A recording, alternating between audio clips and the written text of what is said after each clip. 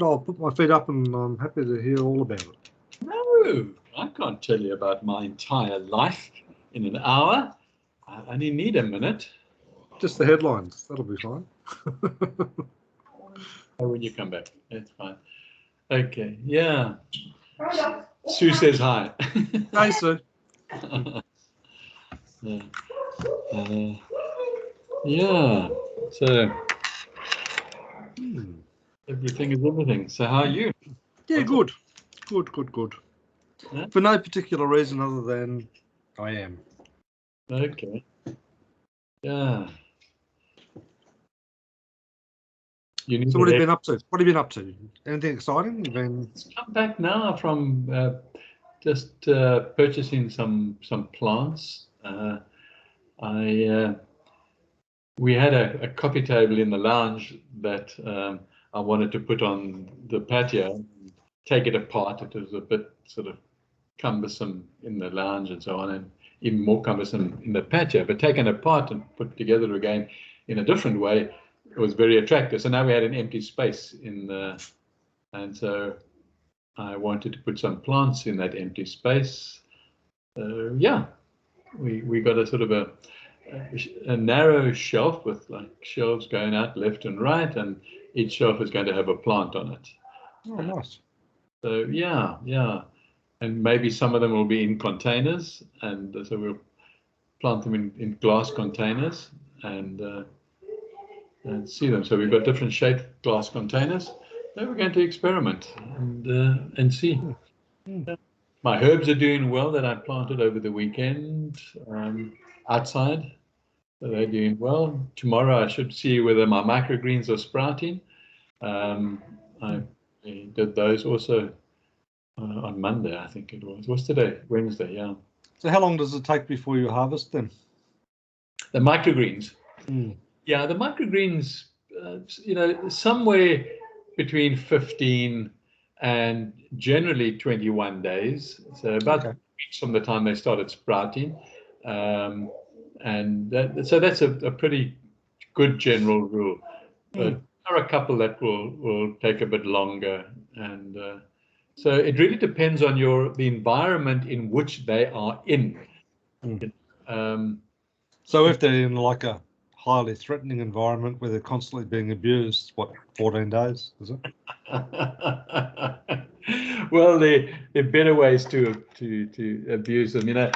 We've got a south-facing house with no windows on the north, east, or west. So we've generally got a low light house. And so you got to find a little place, a little room. Like I've chosen the laundry that does open out onto a western type small place to hang your clothes to dry. And so I put them in there, but it's still not warm enough to get the best results. Anyway, you've got to just find the best results, and depending on how warm your house is and your environment is, will determine when you harvest. So 21 days is a sort of a general sort of idea, but with me it's sometimes longer. But in the middle of summer, then it's shorter. The house gets very hot too, even though we don't have any windows facing different. Yeah. That's good.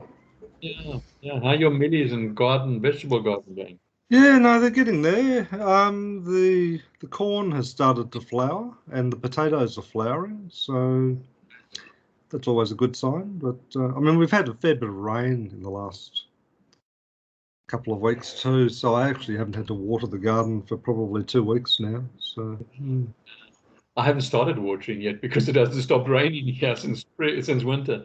Yeah, it's sort of not showery rain. It's just comes down in droves, sheets of it as a storm passes by, and then there's nothing, sort of thing. So it's probably not ideal rain, but anyway.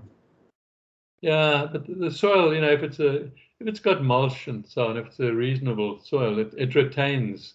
Yeah, catches the water. Yeah, that's true. Yeah, and yeah, but the pots is another thing. Those things you've got to water. Yeah, no, that's right. Yeah. When they're out in the rain, you've still got to water them. Mm, mm. But they've got lots of things flowering. Great. Yeah. Well, it's that time of year, I guess, isn't it? You know. So. Yeah. Oh, that's really good. Mm. Yeah. Mm. So, I had a very, very thoughtful or thought-provoking session on that book that I'm listening to at the moment. Yeah. Talking about space and time, really. You know, so some of the sort of theoretical principles, and I say theoretical in the sense that it's hard to experience them.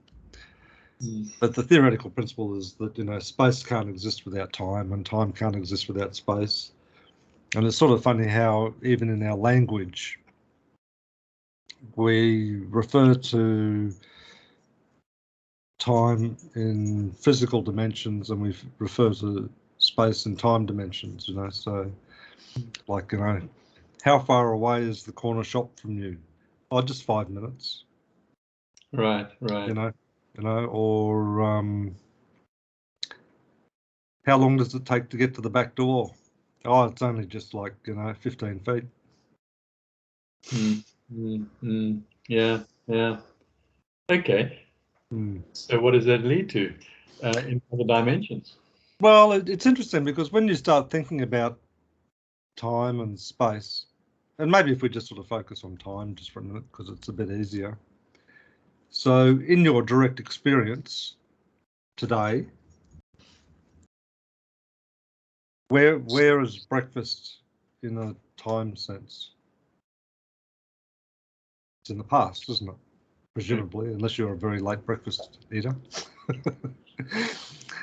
and say, for example, to illustrate, afternoon tea for you might be right now. And breakfast, the next breakfast that you have, that'll be in the future. Okay. So you have a very clear view about past, present, and future using meals as a context. You know, so like that's fairly practical and easy to understand, isn't it? So, and the idea of this morning and this afternoon and tomorrow morning, are they fairly clear concepts to you? Yeah. So what if you were the planet? Forget about Michael for a moment. Just say that you're the planet Earth. What do you think the idea of morning, afternoon, and morning might mean? Yeah, there's always morning and there's always afternoon. So they're all happening at the same time, aren't they? Isn't that interesting? But in space. You're going to have to make it more interesting than that. Well, why? I mean, don't you think that that's interesting? Is that for you, you'll have some ideas about past, present, and future, but as soon as you take yourself out to the scale of the planet, those measures of past, present, and future are all happening at the same time. Different spaces, in different places. But they're still happening at the same time. Okay, if you consider the Earth as a human being, then it's happening at the same time. Yeah. Well, doesn't matter how you consider it. It is what it is, isn't it? So the idea of morning and evening and night are things that you basically experience as a human, then, aren't they? You know, at the human level. So at the planetary level, if they don't experience day and night, they just experience themselves in a proximity to the sun, I guess, don't they? Yeah, it's like the International Space Station. You know, they experience sunrise just over every hour. Mm, mm. And then if you put yourself in the position, okay, well, let's step out from the Earth and make the position of the sun. So the sun also is moving around a larger sun. Mm. So it too has a different perception of space and time. And that sun presumably is also moving around another center point. Yeah. So if you continue that mindset out to the ultimate, I wonder if you could mount an argument that the only thing that actually completes a full circle and has a center point is the totality of creation.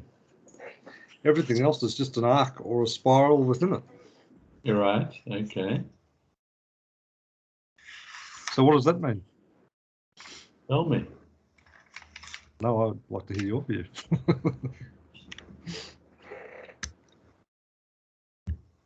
Yeah. What it might mean from my perspective is the importance of trying to, and in the past I've, in the recent chats, I've talked to you about this idea of a vertical perspective rather than a horizontal perspective. Yeah. And I think that's an example of a vertical perspective in a very sort of pragmatic, practical sense. So for me, I can sort of think about past, present, and future using meal times as an illustrative point. But as soon as you take yourself to the position of the planet, those three things are all happening simultaneously. Mm. And when you take yourself out further and further and further and further, again, they're all happening in a different context, but simultaneously. So when people sort of think about time and their life, for example, and they think about their past and they think about what they're doing now and they think about the potential of their future, they're sort of thinking about it in the context of something that's happened, something that is happening, and something that might happen. But maybe the truth is, it's all happening.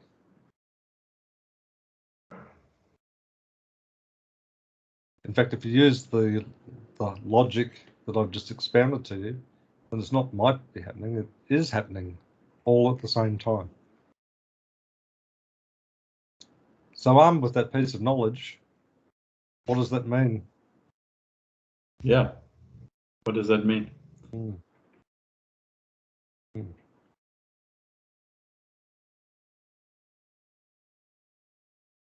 And bringing the Plumstead methodology in, why is that important or not important? Okay, and what conclusions did you come to? Well, I don't come to conclusions.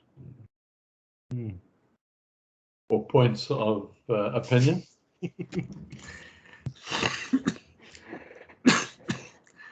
Well, I think it's incredibly important because it immediately broadens awareness and challenges assumptions around how this life is unfolding. And gives me a freedom, I think, to experience the unfolding of it in a completely different way. So, for example, pragmatically, I might think about, someone from my past who's not in my present at the moment.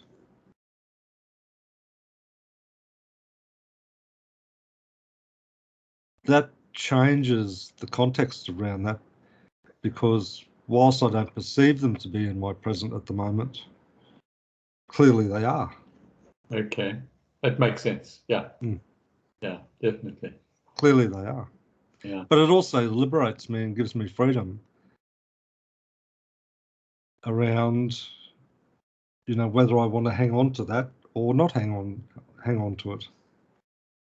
right.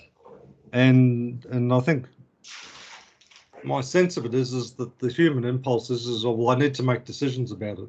Have I let that person go, or is that person still a possibility in my life, or whatever? Given an Earth-like perspective, it's a silly question to ask yourself, because it's here now. Yeah, but the key is whether you place attention on it.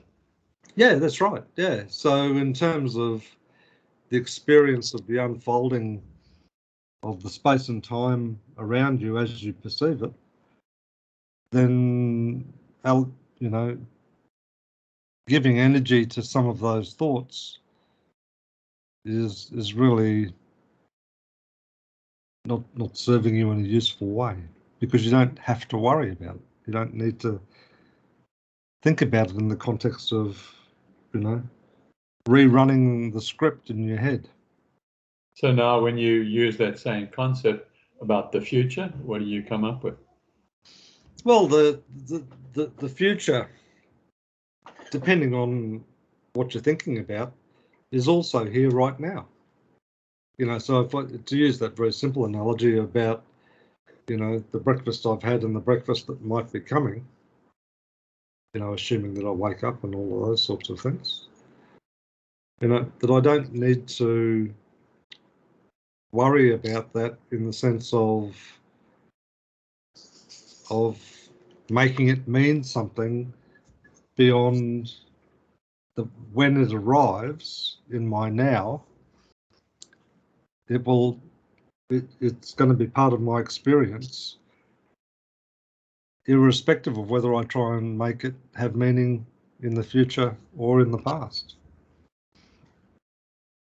So again, I think it's a liberating thing, because it enables me to experience life more fully. These are big statements. Experience life more fully, in that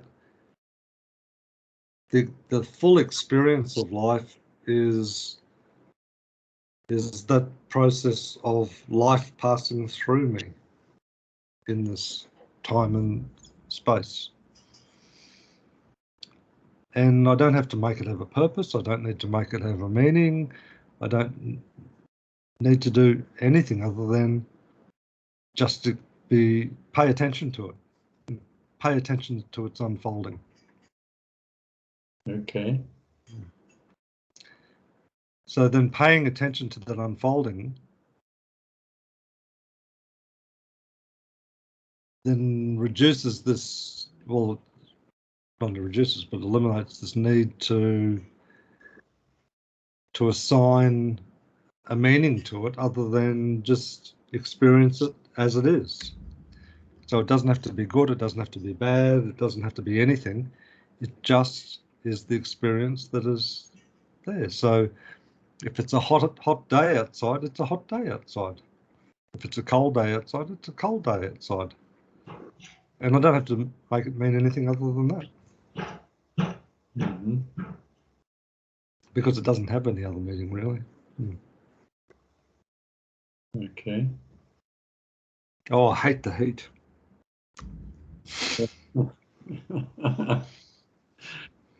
Yeah, yeah. Sick of the cold.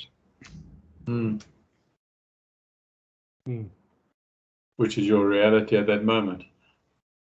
Well, is it? I mean, that's the point, isn't it? Is it? Yeah, that's why I mention it. Is it? Mm. Mm. Yeah, because in this dimension, I mean,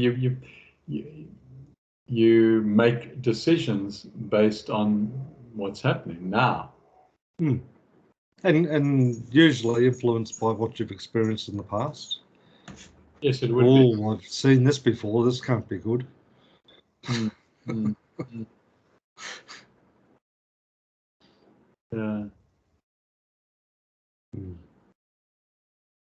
Yeah. Tell me more. Well, I don't know if there's too much more to tell you. I mean, the thing that I've sort of find profound about it, particularly when you use those practical examples, because it takes it out of the realm of the theory. Mm.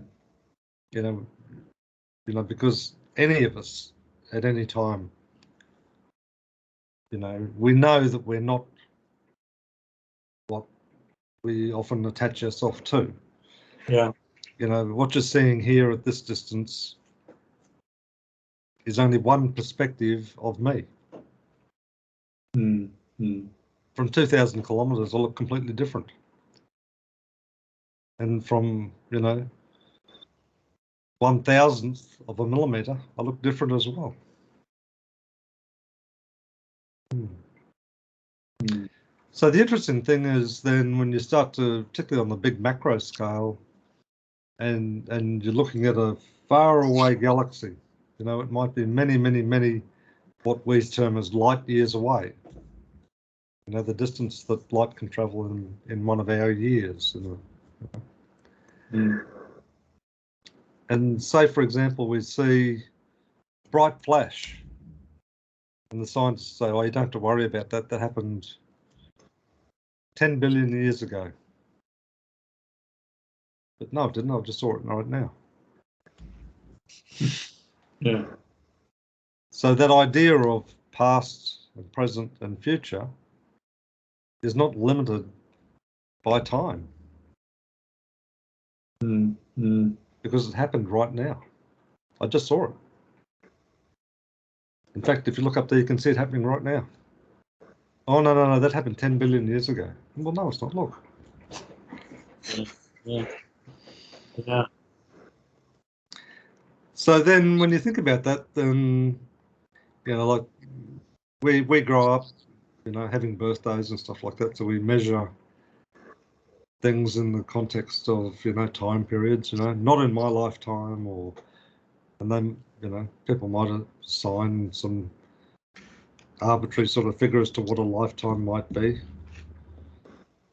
But if you take yourself out and look at a lifetime in the context of the planet, well, the lifetime of the planet is going to be at a completely different scale than the lifetime of Don and Michael, in a physical sense. Right? And that lifetime of the planet might look microscopic compared to something else happening in the galaxy or in the universe or whatever as well. Yeah. So it's an invitation, I think, when you start to think about things in a hierarchy, a vertical hierarchy sense. It's an invitation to transcend the physicality that we tend to condition ourselves with.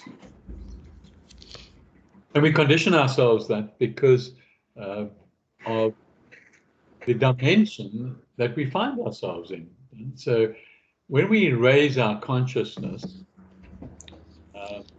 and as the planet is now, you know, moving maybe from third to fourth to fifth dimensions, okay, we will then experience what you're saying differently. And but I think while we're living in this three-dimensional world, it's been designed that we have no options until we lift ourselves out of it. As I say, through our consciousness, maybe we can experience a feeling of timelessness, a feeling of spacelessness. Okay, and but until we actually physically move out of this dimension, the lowest of dimensions, I suppose there's a two-dimensional and a one-dimensional as well, but the three-dimensional is something that I think I sort of sense that what you've been listening to has, you know, I don't know how we can bring it in to, and that's what I've been thinking the whole time we've been listening to it, you know, understand exactly what you mean, okay, but how, you know, can we experience it here? And so it goes back maybe to all our teachings historically, or conversations that we've had historically. It's about raising the consciousness through our everyday actions and reactions. And it's something that then happens outside of space and time. And it's you know, I talk often about sort of that what's her name, Winfrey, when she talks about that aha moment, that spontaneity, where something sort of arrives from nowhere. And now, in the third dimension, you can't physically live. You can't. It's just not possible to even experience it for what you've been describing now. Okay.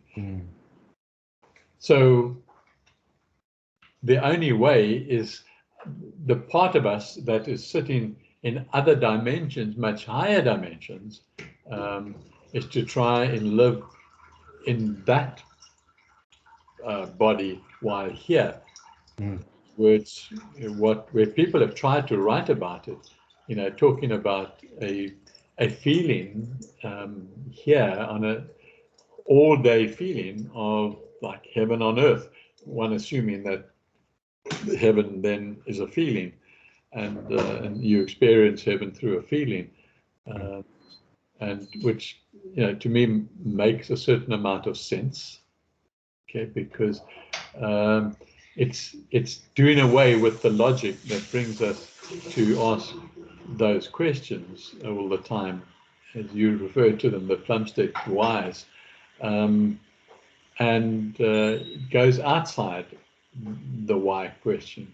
It comes to, you know, that moment of a feeling. So the feeling, I think, is for me a connection to maybe the soul, which is also living in many dimensions and just is entrapped in this dimension, but it all the way through to the Creator or to God. It lives in all those dimensions.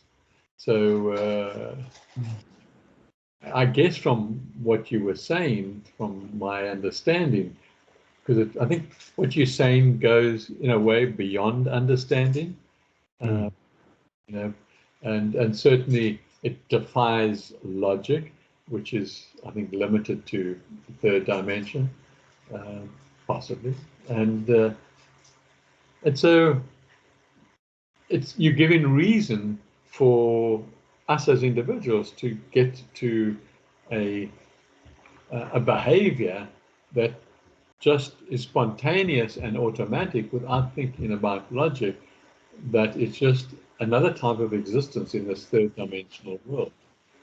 And then, you know, every now and again we have a flash back as well, and now we're back to earth when we get angry or something like that, or sad, or we start grieving, or we think about somebody from the past. There's no here. So yeah, I think part of the spiritual growth or the spiritual journey, if you want to term it in that sense, is, you know, I sort of think about, you know, like when I was a youngster, you know, you had a trampoline in the backyard, and you jump on the trampoline and you get these glimpses over the fence as you're jumping on the trampoline. In the adult life, you know, those glimpses over the fence for me have come through experiencing meditative states, because you do get into the realm of silence and stillness through some of those meditative states. Because, as you rightly say, in the third dimension, everything's in motion, you know, so sound is as a result of things being in motion, vibration, and you just look at the whole universe and it's all in motion. There's nothing standing still about any of it. Right. And even at the microscopic level, everything is in motion, you know. So to transcend that third dimension into other dimensions, it does invite you to try and experience, silence and stillness. Right, right. And that is within our ability to experience, So I think. Yeah, yeah, yeah. And it comes with practice, and it comes with, commitment and dedication and persistence. And, that as you cultivate that spiritual muscle, if you like, build that spiritual muscle, it does enable you to experience, beyond the limitations of the three dimensions, I think. Yeah, yeah.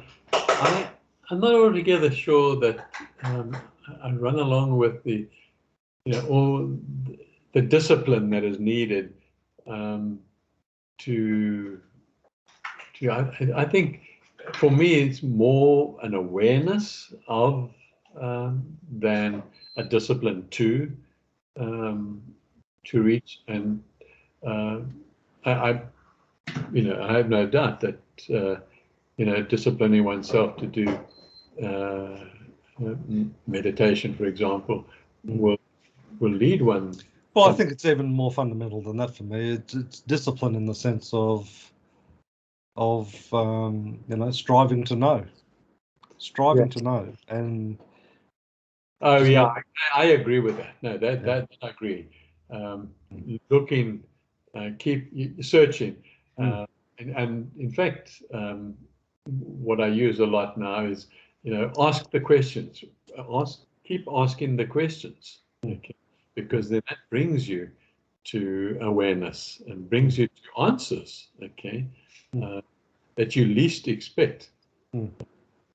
So, which I think in many respects, that is an important part of leading a spiritual life is that inquisitive nature. Yeah. And having those questions burn within you that, I just need to know. I just need to know, Because if you had the attitude of I don't care. Yeah. Yeah. Then where's, there's no gas in your tank. Right. Yeah, no, I go along with that. A need to know. I think that's that then it makes sense to me. It really, yeah. But it's a fascinating invitation, when you think about some of these things in that way, because because like, no doubt when you first hear the idea of a vertical hierarchy, you think, oh yeah, but then you think, what the hell does it actually mean? Yeah. If I live in a two-dimensional world, how can I possibly comprehend three dimensions? We can't, exactly. So that's what I'm saying is that we're talking about trying to get to a spaceless, timeless in this dimension. And we can speculate, bring some sort of logic to the past, present, and now, or in the future, are all one. But the reality is that we do have a clock, and the clock does tick, okay? And we do walk to the shops, okay? And so there is distance, there is space, there is time. And to comprehend how you would live without space and time becomes a whole different ball game. But I believe it can happen, but it happens in consciousness, okay? I don't know that it is a case of living without it, but I think for me it's almost living with it and beyond it. That level of awareness that comes with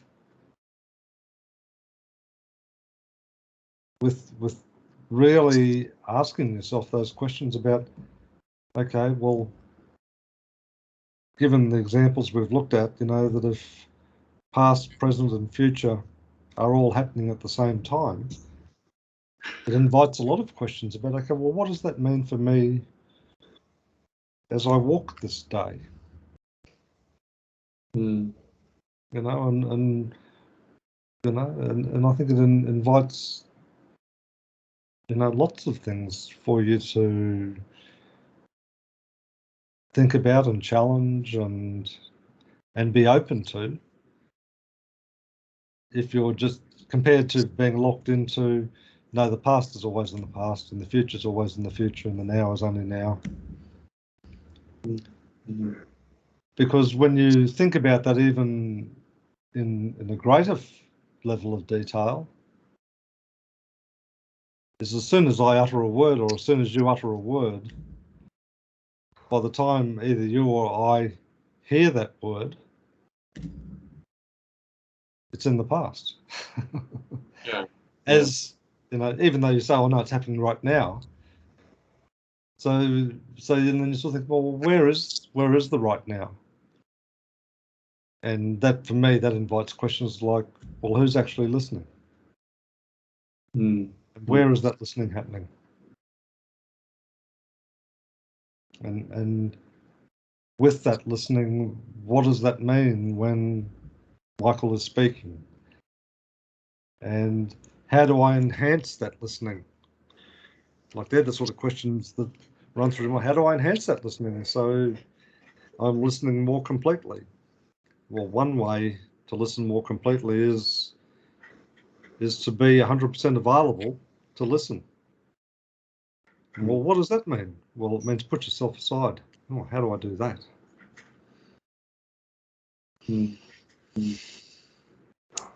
Well, and so on and so on and so on, you know. So Yeah, right. Yeah. So you're saying it all boils down to just becoming aware through challenging everything that confronts you.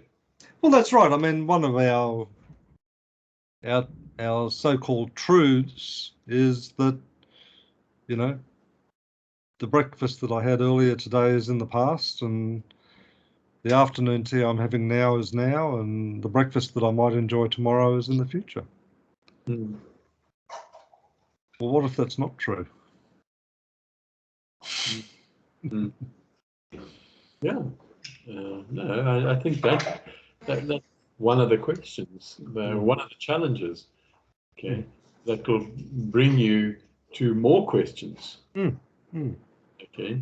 And it'll only bring you to more questions because you're becoming more aware. And like, you know, along the spiritual path, you know, like you come across the you know, the people who practice Zen and you know, the Zen koan, you know, like those questions, you know, those, you know, what's the sound of a, you know, one hand clapping? You think, well, what's the point of that question? What's the point of that? But if you're undertaking a serious practice, you know, you can find that those questions maybe are not so silly after all.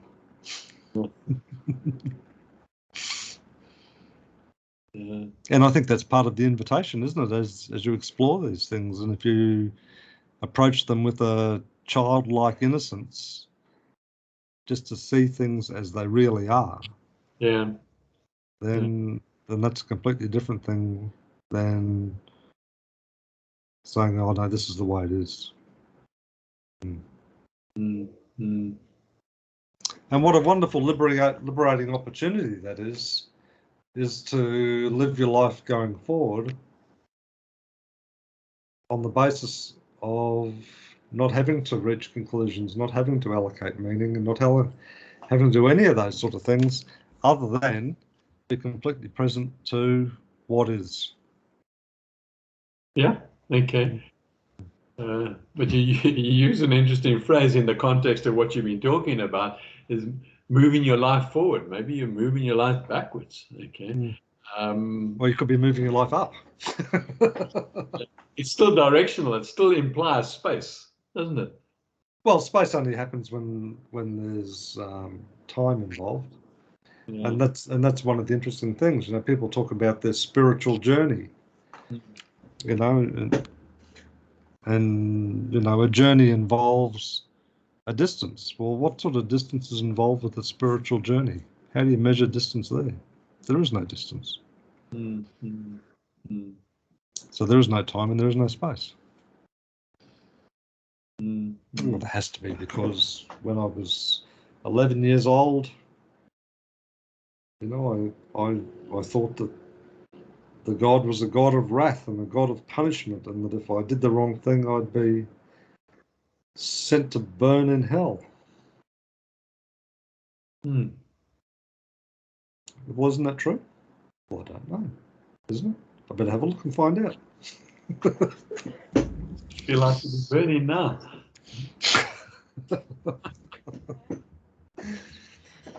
Yeah. Yes. And I sort of, you know, if you bring in things like gratefulness, you know, just feeling grateful that you have the awareness to even ask the question. Right.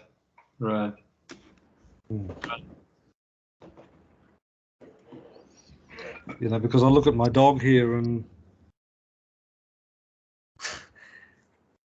and she doesn't care about that. Yeah. Because she's not striving to be anything other than a perfect dog.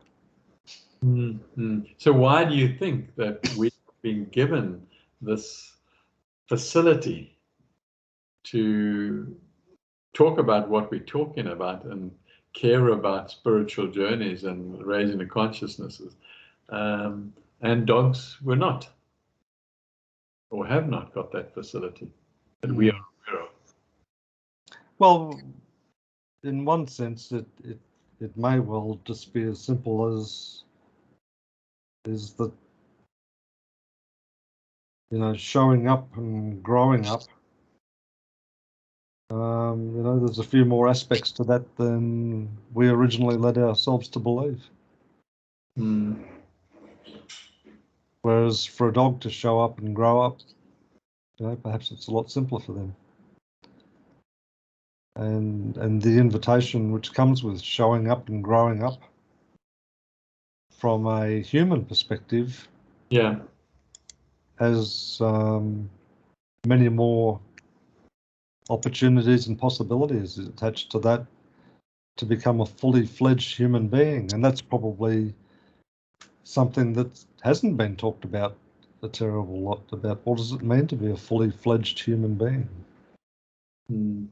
And has humanity, well, I guess you can't talk about humanity, but I mean, are there examples within humanity that are fully fledged human beings?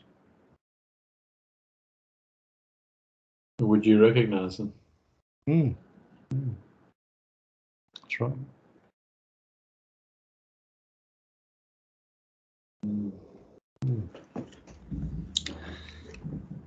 So that's kind of where I'm at with the book at the moment.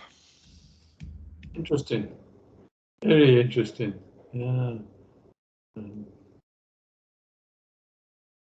And how far are you through the book? Probably on a scale of 1 to 10, I'm probably at about 6.5. Okay. So you've got quite a lot still to get through. Yeah, and I'm intrigued as to where it's leading you. And what's coming. Yeah. Okay. I mean, even, and maybe it just shows how weird I am, but even just the idea of, you know, that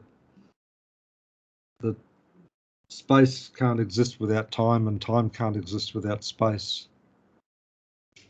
You know, so when you sort of cast your mind back and think about, okay, well, you know, the creation story, you know, out of stillness and out of silence, out of darkness, if you like,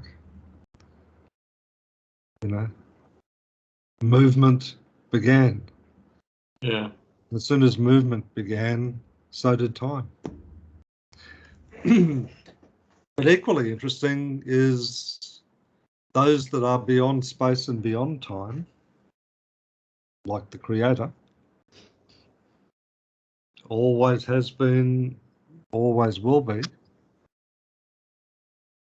You know, those sorts of ideas raise lots of questions, don't they? You know, so. But I think we've said this before as well. It is in this third dimension.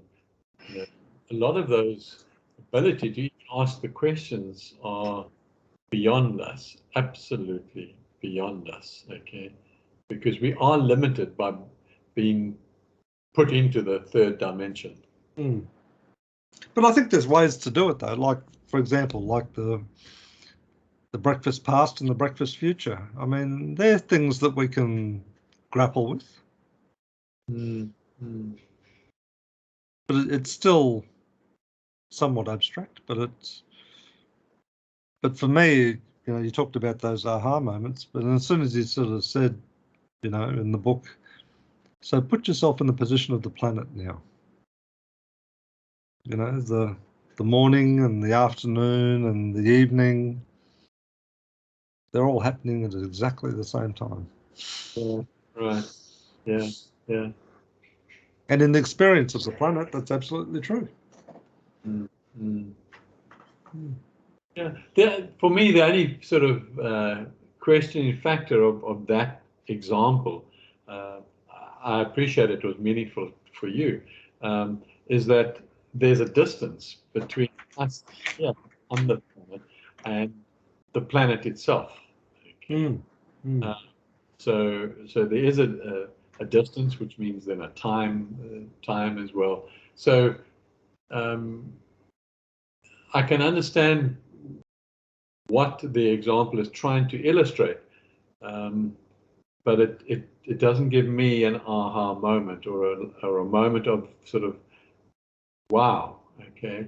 But even that factor of time, because time, even as Einstein rightly said, is so relative. Because, you know, to use that example I gave earlier tonight about, you know, say maybe a supernova happening in the skies above us as we gaze up there, and the scientists say, oh, but that actually happened 2 billion years ago, our time. But what it illustrates to me is you can't separate it. Yeah, now that makes a lot of sense to me. You know, because you know I was just reading about a black hole that the Hubble telescope has picked up and showed some image of it, and they're talking about that happening about 100 million years ago. Okay, and the black hole is about the size of 10 galaxies. Size of that, okay? It's absolutely beyond any type of comprehension for me, other than, hey, it's very big, okay? But what you said tonight was important to me in that context is I'm seeing it now, okay? Telescope saw it maybe a month or two ago, and it then shows me a picture and I'm seeing it now, or shows me a video and I'm seeing it now. So for me, even though it happened 100 million years ago and was possibly the start of creation or something, creation of a galaxy, it happened right now. And then it goes on to show you in the image that this black hole, okay, we always are shown pictures of a black hole where things are sucked in. Now, this picture is the opposite. It's showing us coming out. Okay? And it's blown out like a volcano. When you see a picture, you think, well, is that a volcano on Earth? Okay? Exactly the same, what you see, except it's this beyond comprehension size. Okay? And it's beyond comprehension far away. Okay? But I'm seeing it now. Okay? And so there is something that one can ask yourself that, when is actually something happening? Is it happening when you, as the seer or the viewer, sees it? Or is it happening some other time? Okay. Well, it's happening in your experience, isn't it? So. Yeah, absolutely. So yeah, it's interesting. It's that is interesting. When does something happen? It only happens when it's in your experience, and so it might have happened before now. It might have happened in the future. You notice that the past tense using the words. Okay. So it does bring. Is life a circle? Is it a process that where you get the image of a snake swallowing its tail? Well, there's that, and the other thought-provoking image is that there's only one circle in all of creation. Everything else is just an arc. Yes. Okay. Yeah. Okay. Yeah. I'm okay with that one. Okay. Yeah.